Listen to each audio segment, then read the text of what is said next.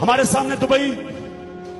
नौजवानों, आपने तो वो वक्त नहीं देखा जब दुबई से लोग पाकिस्तान में छुट्टियां गुजारने आते थे।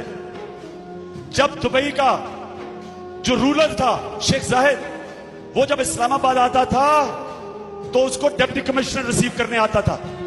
वो भी दिन थे। वो दुबई जो पाकिस्तान से सीखता था आके, वो पाकिस्तान जिधर पीआईए दुनिया की अजीम एयरलाइन थी, जिधर पीआईए ने एमिरेट्स एयरलाइन बनाई, पीआईए ने सिंगापुर एयरलाइन बनाई, पीआईए ने सऊदी एयरलाइन बनाई। ये था पीआईए। हम फखर से पीआईए में बैठते थे, दुनिया की अजीम एयरलाइन थी। ये पाकिस्तान था जिधर की बेहतरीन यूनिवर्सिटीज थी, हमारी डिग्रीज दुनिया में एक्सेप्टेड थी, बाहर से लोग पाकिस्तान में पढ़ने आते थे। तो क्या हुआ? कैसे पाकिस्तान पीछे रह गया? 1960 की